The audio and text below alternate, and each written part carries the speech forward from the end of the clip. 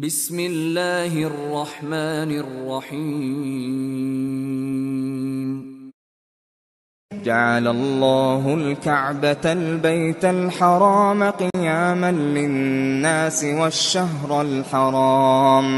والشهر الحرام والهدي والقلائد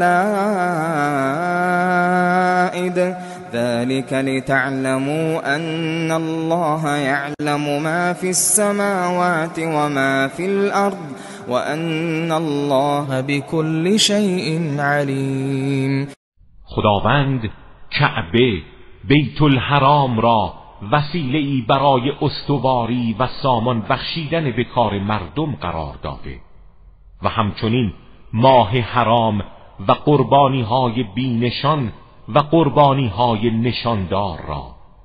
این گونه احکام حساب شده و دقیق به خاطر آن است که بدانید خداوند آنچه در آسمان‌ها و آنچه در زمین است می‌داند و خدا به هر چیزی داناست. اعلموا ان الله شدید العقاب وان الله غفور رحیم. بدانید خدا دارای مجازات شدید و در عین حال آمرزنده و مهربان است. ما علی الرسول الا البلاغ والله یعلم ما تبدون و ما تکتمون. پیامبر وظیفه‌ای جز رسانیدن پیام الهی ندارد و مسئول اعمال شما نیست و خداوند آنچه را آشکار و آنچه را پنهان می‌دارید می‌داند. قل لا يستوي الخبيث والطيب ولو أعجبك كثرة الخبيث فاتقوا الله يا أولي الألباب لعلكم تفلحون. بگو هیچگاه ناپاک و پاک مساوی نیستند، هرچند فزونی ناپاک ها تو را به شگفتی اندازد. از مخالفت خدا بپرهیزید ای صاحبان خرد، شاید رستگار شوید. يا أيها الذين آمنوا لا تسألوا عن أشياء إن تبد لكم تسؤكم وإن تسألوا عنها حين ينزل القرآن تبد لكم عفى الله عنها والله غفور حليم.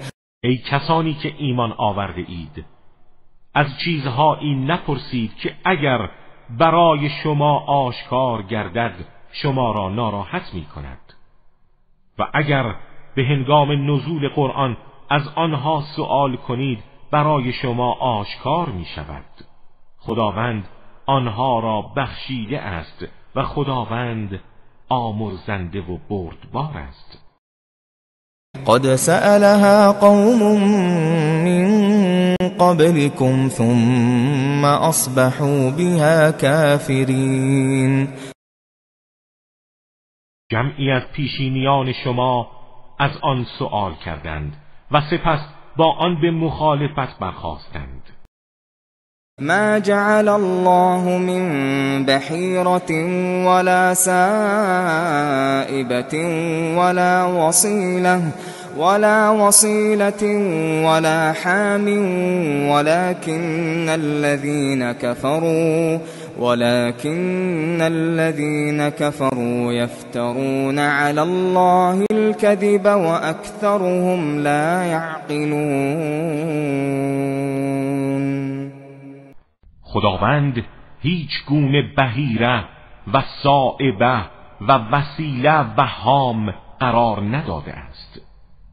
اشاره به 4 نوع از حیوانات اهلی است که در زمان جاهلیت استفاده از آنها را به عللی حرام می دانستند و این بدعت در اسلام ممنوع شد.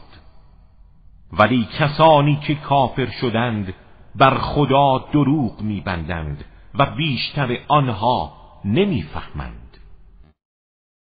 وَإِذَا قِيلَ لَهُمْ تَعَالَوْا إِلَى مَا أَنزَلَ اللَّهُ وَإِلَى الرَّسُولِ قالوا حسبنا ما وجدنا عليه آباءنا أولو كان آباؤهم لا يعلمون شيئا ولا يهتدون. و هنگامی که به آنها گفته شود به سوی آنچه خدا نازل کرده و به سوی پیامبر بیایید، میگویند آنچه از پدران خود یافته ایم ما را بس است. آیا اگر پدران آنها چیزی نمیدانستند و هدایت نیافته بودند باز از آنها پیروی میکنند؟